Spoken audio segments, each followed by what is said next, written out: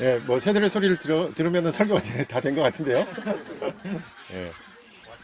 오늘 날씨가 추워지면 어쩌나 또 혹시나 비가 오면 어쩌나 많은 걱정들을 했습니다. 특별히 저희가 이렇게 오늘 모여서 예배 드릴 수 있도록 귀한 농장을 저희들을 위해서 개방해 주시고 맛있는 음식을 준비해 주신 권사님 가정에 진심으로 감사한 마음을 전합니다. 그리고 우리가 함께 할 수 있도록 보이지 않는 곳에서 애를 쓰는 분들이 있어서 우리가 모두 이렇게 모일 수 있게 되었습니다. 이렇게 우리가 모이는데 적극적인데 그런 생각이 좀 들더라고요. 평신도 설교도 한 달에 한 번 하지만 야예배를 한 달에 한 번 하면 어떨까 이런 생각을 하기도 했어요. 우리 그러면 더 적극적이 되시는 것 같아요. 예. 저희 집에 누가 그 지난번에 몬스테라를 선물하셔가지고 그 몬스테라를 키우는데 몬스테라 이파리 하나 나오는 게 예술이더라고요. 이게 보니까 작은 잎에서 자라는 게 아니라 줄기에서 잎사귀가 돌돌 말려가지고 올라오더라고요. 그리고 잎사귀가 퍼지고 지금 이제 조금씩 퍼지고 있는데 선물 포장지 펴지듯이 이게 펴집니다. 그래서 몬스테라가 참 희한하다. 그래서 잎사귀가 이렇게 귀한가 이렇게 생각이 들었습니다. 오늘 우리가 이렇게 밖에 나와서 농장을 둘러보니까 뭐 정말로 많은 꽃들이 있고 또 이렇게 키우시는 작물이 있는데 우리가 식물 그러면은 흔히 생각하는 게 먹이사슬에서 최 밑에 있어서 이제 동물들이 먹고 그 동물들을 또 인간이 에너지를 얻는 그 원이 된다라는 것을 알고 있는데 사실은 더 중요한 사실이 있죠. 이 식물이 더 중요한 걸 하는데 그것은 뭐냐면 산소를 만들어내는 일입니다. 그래서 그 우리 그 학자들은 얘기하기를 지구가 한 45억 년 정도 됐는데 한 3분의 1 정도는 산소가 없던 시대였다는 거예요. 한 15억 년 정도. 그때가 바로 이제 우리가 아는 화산 활동하고 지각 활동만 하던 시기가 한 3분의 1이 지구 역사에서 3분의 1이 그런 시대였습니다. 그런데 그 가운데서 이산화탄소 가운데 이제 광합성 태양의 에너지를 받아서 광합성을 하는 그 물질이 생겼는데 그게 바로 우리가 아는 남조류 흔히 아는 우리가 남조류니까 이제 쪽빈 남자를 써가지고 남조류니까요. 이게 녹 녹조라떼 뭐 우리가 좀 부정적으로 얘기하지만 그게 어떻게 보면 가장 큰 기여를 했던 그룹들입니다. 쉽게 말하면 산소를 만들어내서 그 이후에 동물들이 살 수 있게 만들었죠. 그리고 아마 식물학자들이 얘기할 때 모든 것이 힘들어 가지고 태양이 힘을 잃을 때가 되면 그 끝까지 남을 것도 바로 이 남조류라고 얘기합니다. 그만큼 식물이 우리에게 산소를 만들어내는 것 우리가 너무나 당연한 것들을 잊고 삽니다. 여기 나오면 그래서 공기가 맑다, 공기가 다르다 이렇게 느끼는 것이 바로 중요한 그 존재다라는 사실을 우리가 다시 한번 깨닫게 됩니다. 이 무기물에서 유기물이 되는 과정이 뭐 이제 우리가 이제 오늘도 뭐 여러분도 얘기하겠지만 뭐 창조론이냐 진화론이냐 얘기할 때 가장 큰 이슈가 되는 거죠. 무기물에서 유기물로 만들어 봤어요. 과학자들이 만들어진다는 거예요. 그런데 문제는 만들어질 수는 있는데 왜 만들었는지는 항상 물어야 되겠죠. 결국 그 질문에서 우리 창조를 얘기하는 사람들이 얘기할 수 있는 근거가 된다라고 생각합니다. 우리가 이렇게 자연에 조금 가까이 와서 편안함을 느낄 때 우리의 감정을 이제 표현하게 되죠. 그런데 우리의 표현력이 많이 부족하다는 것을 깨달을 수밖에 없습니다. 이 가을을 표현할 게 뭐가 있을까? 무슨 색깔이 좋을까? 우리나라 말에는 이 색을 표현하는 말에 어떤 말이 있을까 생각하다가 여러분 제가 속안에 무슨 색을 입었습니까? 오늘? 예, 핑크색. 그래, 맞아요. 빨간색. 예. 아무래도 단풍과 관련되어 있는 색인 것 같아서 제가 빨강을 표현하는 말들이 뭐가 있는가 봤더니 이런 말들이 있어요. 여러분들이 몇 개나 아는지 한번 들어보세요.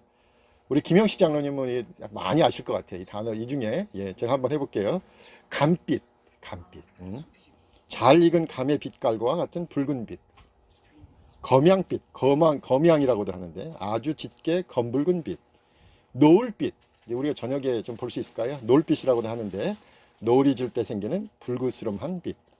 딸기빛, 딸기빛도 이 붉은색을 표현하는 빛입니다. 딸기의 빛깔과 같이 붉거나 연한 붉은 빛. 밝은 빛, 그런 표현 쓰시죠. 밝고 엷은 붉은 빛. 발그스레하다 이런 표현도 있습니다. 복숭아빛, 이것도 빨강을 표현하는 말입니다. 복숭아의 빛깔과 같은 연한 분홍빛, 붉은빛, 사람의 입술이나 피의 빛깔과 같이 짙고 선명한 빛, 그리고 빨간빛, 피나 익은 고추와 같이 밝고 짙은 붉은빛입니다. 여러분, 살구빛도 이 붉은색 계열이에요. 살구의 빛깔과 같이 연한 노란빛을 띤 분홍빛. 우리 어렸을 때는 크레파스 같은 거 사면은 살색이라고 있었어요. 예. 요즘 살색이라고 쓰면 안 됩니다. 살색이라고 쓰는 대신 살구빛이라고 쓰는 게 맞다라고 얘기하더라고요. 예. 왜냐하면 살색이 다 살구빛은 아니기 때문에 그렇습니다. 그래서 살구빛이 맞고요. 선짓빛, 선짓국 좋아하시는 분은 금방 아실 겁니다. 선지의 색과 같이 진한 붉은빛. 옷빛, 포이즌 아이비, 옷을 일으키죠. 부스럼 일으키는 옷의 빛깔과 같이 검붉은 빛. 핏빛, 피의 빛깔과 같이 새빨간 빛. 이 중에서 여러분 단어 몇 개나 자주 사용하십니까? 우리가 이 단어를 많이 잘 사용해야 되겠죠. 여러분 그 영어 공부하실 때 그 타임지 공부해 보셨어요? 타임지. 그 타임지가 어려운 이유 중에 하나가 같은 단어를 갖다가 계속 바꾸는 거예요. 너무나 당연한 단어. 그럼 어려운 단어를 계속 바꾸죠.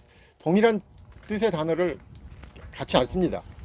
그러니까 우리 같은 사람은 사전을 찾아보면 그게 그 뜻이야. 읽었다는 뜻인데 읽었다는 뜻을 이렇게도 쓰고 저렇게도 쓰고 그러니까 그렇죠. 미국 사람들은 화장실에 앉아서 읽어야 될 걸 우리는 도서관에 앉아가지고 사전을 피면서 읽는단 말이에요. 그 이유는 뭐냐면 그만큼 타임지가 가지고 있는 자존심이 있는 거예요. 동일한 단어를 안 쓴다는 거죠. 너무나 쉬운 단어도. 그런 면에서 우리가 이렇게 감정을 표현할 수 있는 단어를 많이 익히는 것이 어쩌면 오늘 우리가 밖에 나와서 대화를 하면서 서로 표현할 수 있는 길이라고 생각합니다. 이렇게 자연의 색을 표현하는 우리 말이 참 많다는 것을 느낄 수 있고, 그래서 자연현상을 설명하려고 보면 우리 자신의 표현이 짧다라는 것을 깨닫게 됩니다. 그래서 본문 시편에서 오늘 시편을 기록한 시인은 그렇게 얘기하는 것입니다. 특별히 3절에 보니까 주의 손가락으로 만드신 주의 하늘과 주께서 베풀어 두신 달과 별들을 내가 보니라고 되어 있어요. 밤에 이 찬양시를 적은 것 같습니다. 특별히 오늘 시를 보면 1절과 9절에 동일한 문장을 반복하고 있습니다. 특별히 오늘 문장을 잘 보면요, 창세기를 염두에 두고 있다라는 생각을 하게 됩니다. 특별히 창조물 중에서 나타난 하나님의 영광을 노래하고 있습니다. 1절에서 이렇게 얘기하죠. 여호와 우리 주여. 사실 여호와란 말과 주여라는 말은 같은 말입니다. 같은 말이 반복된 것이죠. 이렇게 설명할 수 있을 겁니다. 하나님, 우리 하나님, 이런 뜻입니다. 하나님, 우리 하나님. 모든 자연 사물의 아름다움을 감탄하는 것에서 이 모든 것을 만드신 분이 계시다는 것을 아는 사람은 아름다운 자연 속에서 하나님의 이름을 부르는 것이죠. 그분이 우리와 친밀한 관계를 맺고 계신 하나님이라는 것을 깨닫는, 그분의 영광을 하늘 높이까지 찬양할 수밖에 없습니다.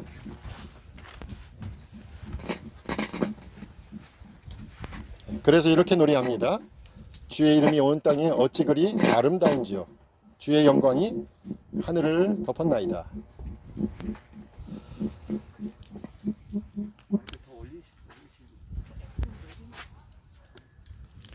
계속해서 시인은 어린아이와 젖먹이들의 입으로 하나님의 영광을 노래한다라고 고백하고 있습니다. 하나님의 영광을 노래하려고 보니까 우리가 가지고 있는 언어와 사고가 너무나 일천하다는 것을 깨닫게 되지요. 그래서 우리는 우리 자신의 입이 어린아이와 같고 젖먹이 같다고 고백하는 것입니다. 끄고 할까요? 끄고 해도 될까요? 유튜브 때문에 그러죠? 아니요, 괜찮습니다. 진짜? 유튜브는 잘 나와요. 그래. 유튜브는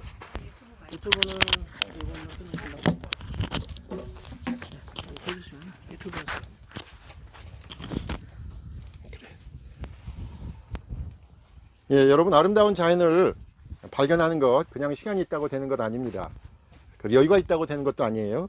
주님이 주시는 눈과 귀가 있어야 합니다. 어느 작가가 시들어 떨어지는 꽃을 보면서 이렇게 말한 것을 보았습니다. 제가 읽어드릴게요. 아무렴, 낙화는 꽃의 죽음이 아니라 그 에너지, 입으로의 전이라는 걸 알겠다. 신비하다. 꽃은 떨어져 잎을 견인해내고 잎은 죽어서 마침내 열매를 견인해낸다. 아니, 잎은 떨어져 이웃꽃의 뿌리로 갈터이다. 자신의 몸을 썩혀 스스로 근원의 중심을 튼실히 하는 자연의 순환이 경이롭기 한정없다. 에너지 불소멸의 법칙에 따르면 심지어 뿌리가 죽어도 그로써 생명 에너지가 사라지는 것은 아니다. 그 에너지는 죽어서도 우리 우주 어딘가에 남아 있으려니 생물학적 죽음으로써 모든 것이 사라지는 게 아니라는 뜻이다. 시인은 아니지만 어린아이같이 무엇 하나 제대로 표현할 수 없는 우리가 하나님의 아름다운 창조를 노래할 수 있다는 것이 바로 하나님의 은혜이고, 하나님만으로, 그 하나만으로 우리가 하나님의 자녀임을 증거하는 것입니다. 부족한 우리의 언어와 입으로 하늘을 노래할 때 하나님이 없다, 어디 봐라, 하나님이 어디에 있느냐 라고 큰 소리 치는 자들을 부끄럽게 하신다라는 뜻입니다. 2절에서 말씀합니다. 주의 대적으로 말미암아 어린아이들과 젖먹이들의 입으로 권능을 세우시며 이는 원수와 보복자들을 잠잠하게 하려 하심이니이다. 주의 은혜로 세상을 보면 우리의 눈앞에 보이는 것이 끝이 아니라 그 위로 무한이라는 공간과 시간이 있다고 가르쳐주는 하늘, 그리고 자신은 빛이 없지만 주님의 배려로 밤에 빛을 비추는 달, 수많은 역사 동안 인간에게 꿈과 희망과 노래의 제목이 되어주었던 별들 가운데서 하나님의 섬섬옥수 손길을 발견하게 됩니다. 그러면서 우리는 광대한 세상과 우주 앞에서 우리의 무한히 약한 모습을 깨닫게 되고, 우리는 이 우주 안에서 무한히 작은 존재라는 사실을 발견합니다. 이렇게 커다란 세계 속에서 나란 존재는 너무 보잘것없구나 라고 고백하게 됩니다. 4절, 그래서 이렇게 말합니다. 사람이 무엇이건대 주께서 저를 생각하시며 인자가 무엇이건대 주께서 저를 권고하시나이까. 우리 김영식 장로님 어제 주례사 하시는데 그런 말씀을 하셨어요. 예. 자녀들이 머리 위에 하늘의 별을 보면서 광대한 우주를 생각하고 그러면서 겸손이라는 것을 배웠으면 좋겠다. 겸손. 정말로 우리 아이들이 하늘의 별을 볼 수 있는 마음이 있었으면 좋겠습니다. 그리고 길가의 꽃을 볼 수 있는 그런 여유가 있었으면 좋겠습니다. 별을 볼 수 있고 꽃을 볼 수 있는 우리 아이들이 된다면 참 좋겠어요. 그것이 가장 중요하게 우리가 아이들에게 가르칠 수 있는 것이다 라고 생각합니다. 그리고 더 나아가서 나만이 아니라 별과 꽃을 보고 있는 사람이 내 주위에 있구나 라는 사람을 의식할 수 있으면 그것으로 다 되었다라고 생각합니다. 바로 여기에 큰 반전이 있습니다. 시편 기자의 위대함은 무한히 겸손한 자가 자신의 약함을 발견하는 순간, 이 우주를 생각하고 이 우주를 만드신 분이 누구신가 이렇게 생각하다가 깨닫게 된 거예요. 내가 아무 존재가 아니구나, 내가 순간이고 찰나구나 라고 깨닫게 되는 그 순간, 역설적으로 보잘것없는 우리에게 하나님께서는 일을 맡기시고 우리와 함께 일을 하시기 원하신다라는 것이죠. 자연 만물을 관리하고 감상하고 창조물의 일부로 살 것을 허락하셨다라는 것을 발견하게 됩니다. 그래서 그 어떤 창조물보다 우리 인간이 위대하다라는 것입니다. 제가 많이 인용하는 것이죠. 파스칼의 빵새는 다음과 같이 독백을 말합니다. 한 인간을 없애기 위해 전 우주가 무장할 필요는 없다. 인간의 신체 기관에 물 한 방울만을 증가시키는 것으로 인간을 잠재울 수 있다. 그러나 인간은 그가 생각하는 사실로 인해 전 우주를 능가한다. 인간은 우주에서 무한히 약한 존재로 갈대와 같이 약한 존재이지만, 그러나 인간은 생각하는 갈대다. 자연의 아름다움을 감상할 수 있는 마음, 하나님이 주신 마음입니다. 자연의 아름다움 속에서 하나님의 손길을 볼 수 있는 마음, 하나님이 주신 눈입니다. 그리고 그 안에서 우리의 약함을 깨달을 수 있는 겸손, 하나님이 주신 지혜입니다.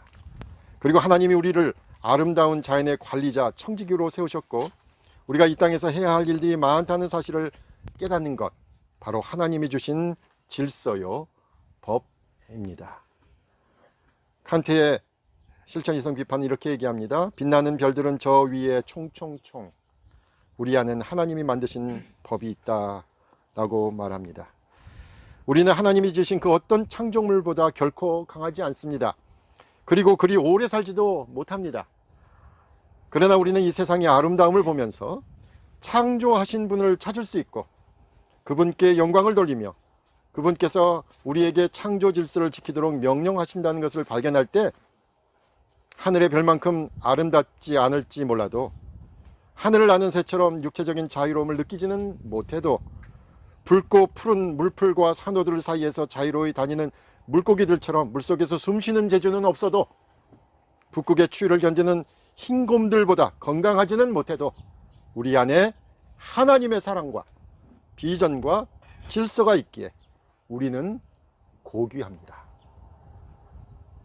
오늘 하루 하나님의 창조물 속에 깊이 잠겨서 또 쉬면서 감상하고 즐기면서 다시 한번 새로운 각오로 하나님께서 우리에게 요구하시는 일들을 위해 충전하는 그런 하루가 되었으면 좋겠습니다. 우리 주재영 집사님이 좋아할 진화론자가 있습니다. 서은국 교수님, 연세대 교수님이신데 행복의 기원이라는 책을 꼭 읽어보시기 바랍니다. 행복, 우리가 다 바라는 거잖아요. 근데 행복에는 두 가지 바라보는 관점이 있다는 거예요. 아리스토텔레스적인 관점이에요. 행복은 모든 것의 최고의 목적이 된다라는 것인데 이분은 진화론적으로 거꾸로 얘기해요. 그게 아니라 살기 위해서, 생존을 위해서 기쁨을 주는 것을 하다 보니까 그걸 우리가 행복이라고 부르게 됐다라는 거죠. 그러면서 예를 드는 게 호모 사피엔스예요. 여러분, 호모 사피엔스가 우리 인류의 직접적인 조상이 된다 그러잖아요. 이 호모 사피엔스가 아프리카 쪽에서 발원해서 나왔다라고 하는데 한 5만 년 정도 전에 아프리카에서 나올 때 얼마나 나온 줄 아세요? 150명이 나왔답니다. 150명. 근데 그 150명이 전 세계를 뒤덮은 거예요. 이 사람들이 그러면은 그 앞에 있었던 우리가 아는 호모 에렉투스나 이른바 네안데르탈인보다 나은 게 뭘까 도대체? 뭔지 아세요? 사회성이었답니다. 말. 네안데르탈인의 구강 구조는 입천장이 납작해가지고 할 수 있는 게 그냥 어바바 바바바 이거밖에 못했다는 거예요. 근데 호모 사피엔스는 바로 입천장이 둥글러 가지고 여러 단어를 구사할 수 있었다는 거죠. 그래서 그 사회성 때문에 그 어마어마한 이른바 네안데르탈인은 뭐라고 보냐면 우리가 성경에 나오는 네피림 있잖아요. 거인족. 혹시 그게 아닐까 이렇게 주장하는 사람들도 있어요. 그만큼 거인족을 물리칠 수 있었던 이유 중에 하나는 그들의 적은 수로 사회성이 있었습니다. 함께 있어야 생존한다라는 것을 깨달은 것이죠. 그러면서 서은국 교수는 이렇게 얘기합니다. 행복에 대하여. 행복하고 싶냐? 딱 한 가지 비결을 말씀해 줍니다. 뭐냐면 좋아하는 사람들과 식사하라. 좋아하는 사람들과 식사하라. 예, 그래서 여러분 오늘 좋아하는 사람들하고 식사하러 모이지 않으셨어요? 예, 여러분 행복을 추구하러 오셨고 그만큼 행복한 사람들입니다. 오늘 하루 좋은 사람들과 그리고 좋아하는 사람들과 식사하고 대화하고 시간을 함께 보내면서 아름다움을 보고 하나님의 손길을 깨닫고 그리고 겸손을 배우고 우리의 삶을 점검하는 시간이 되시기를 간절히 부탁드립니다. 기도하겠습니다.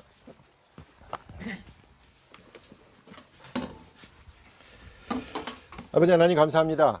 저희들 또 이 아름다운 자연에 나와서 함께 예배드릴 수 있도록 인도하여 주심을 감사드립니다. 오늘 하루 우리를 위해서 아낌없이 장소를 내어주신 권사님 가정과 또 우리 좋아하는 사람들, 사랑하는 사람들 함께 식사하며 대화하고 즐거운 시간 가질 수 있도록 인도하시고 정말로 아무 보잘것없는 우리를 하나님께서 사랑하시고 우리를 이끄셔서 하나님과 함께 하나님 나라를 위하여 일꾼으로 세우심을 감사하며 감격하는 그런 하루가 되게 하여 주시옵소서.